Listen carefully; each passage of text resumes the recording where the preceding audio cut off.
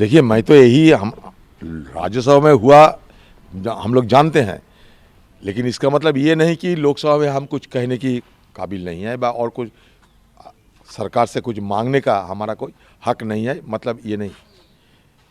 लोकसभा से हम ये सरकार से आग्रह किए हैं कि आप हिंदुस्तान की किसान आंदोलन के मद्देनज़र अलग से किसान की विषय पे चर्चा कराया जाए। प्रेसिडेंशियल एड्रेस जब होते हैं उसमें मोशन ऑफ थैंक्स जो होते हैं सारे हिंदुस्तान और सारे दुनिया की चर्चा होते हैं, लेकिन किसान आंदोलन के मद्देनज़र अलग से मोशन ऑफ थैंक्स की तुरंत बाद अलग से किसान की आंदोलन के बारे में चर्चा किया जाए, किसान की हालत के बारे में चर्चा किया जाए। यही हमारा सरकार से मांग है, बस और कुछ नहीं। हम तो चर्चा चाहते हैं, लेकिन सरकार ये कह दे कि हाँ ये चर्चा अलग से हम करेंगे, मतलब स्टैंड अलोन एग्रीकल्चरल डिस्कशन जिसको कहते हैं अलग से। सर, नरेंद्र सिंह तोमर उन्होंने आज जो है सदन में रिप्लाई दिया और कहा कि तकरीबन 50% एमएसपी कॉस्ट पे जो है बढ़ाई गई है। 1 लाख करोड़ रुपए का पैकेज स्पेशली दिया गया है एग्रीकल्चर इंफ्रास्ट्रक्चर के लिए, और अगर कानून में अमेंडमेंट करने के लिए सरकार राजी है तो ऐसा नहीं है कि कानूनों में कमी है।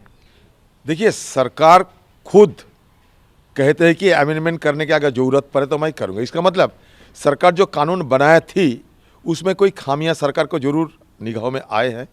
ये तो पहले सरकार और खासकर तोमर साहब स्वीकार कर लिए हैं कि कानून में खामियां है। वही तो खामियां की बात हम लोग बार बार उठा रहे हैं। दूसरी बात यह है कि ये जो किसान की जो कह जा रहा है कि हमें दाम बढ़ाया है स्वामीनाथन कमीशन की रिपोर्ट के मुताबिक, ये सरासर गलत है और ये सरकार आम किसानों को गुमराह करने के लिए कर रहे हैं। C2 प्लस 50% की जवाब सरकार नहीं दे पा रहा है। सबसे बड़ी बात है ये, सरकार खुद सुप्रीम कोर्ट में जाकर ये कहा कि C2 प्लस 50% की दाम हमें देने का अधिकार नहीं है, हमें देने का हालत नहीं है, हम दे नहीं पाएंगे।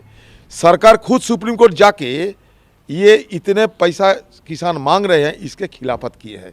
तो तोमर साहब सदन में एक बात करते हैं, उन्हीं की सरकार सुप्रीम कोर्ट में दूसरे बात करते हैं, तो वो पहले तय करे कि सही क्या है गलत क्या है।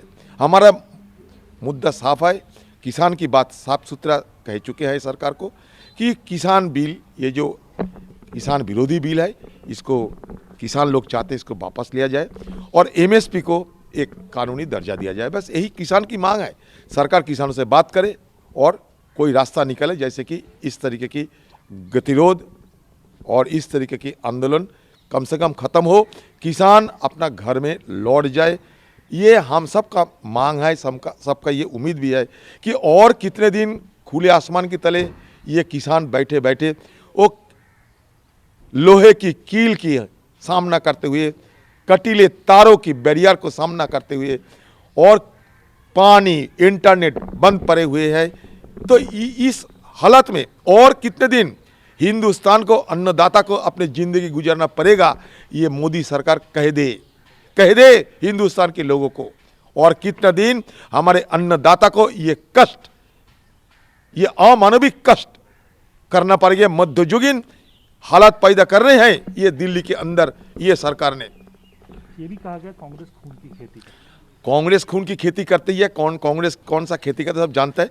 कांग्रेस हरी क्रांति लाने वाला पार्टी है। तुम्हारे साहब 170 से ज्यादा लोगों को आज मौत हो चुके हैं आपकी एक कानून की बदौलत।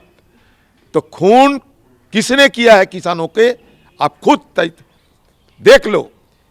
आपकी एक कानून की बदौलत हिंदुस्तान में आज खुले आसमान तले 170 से ज्यादा किसानों को जान गंवाने पड़े।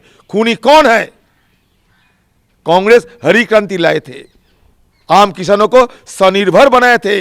आप जो आत्मनिर्भर की बात कर रहे हैं वो इंदिरा गांधी जी 60 की दशक में हिंदुस्तान के आम किसानों को बनाया दिया था कि इंदिरा गांधी किसानों को आत्मनिर्भर बनाया था और ये मोदी सरकार आत्मनिर्भर किसानों को हक छीनने की छीनते हुए उनको पर निर्भर बनाने का कोशिश कर रहे हैं।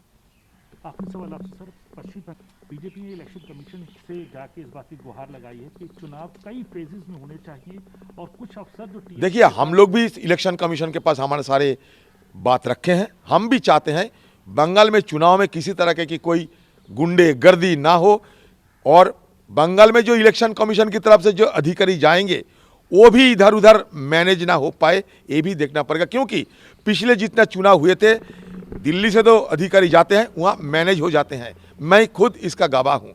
तो चुनाव में सारे लोग शांतिपूर्ण तरीके से भाग ले सके, यही हमारा मांग है। चाहे एक दफ़ा क्यों 100 दफ़ा कराए चुनाव, लेकिन चुनाव शांतिपूर्ण कराए। चुनाव में हर हिंदू बंगाल के हर आम आदमी को भाग लेना निश्चित कराए, यही हमारा मांग है। नमस्कार, मैं हूं मानक गुप्ता। अगर आपको हमारा ये वीडियो पसंद आया हो तो इसे लाइक और शेयर जरूर करें, और हां, हमें सब्सक्राइब और फॉलो करना ना भूलें ताकि आप देश और दुनिया की कोई खबर मिस ना करें। तो जुड़े रहिए हमारे साथ और देखते रहिए न्यूज़ 24।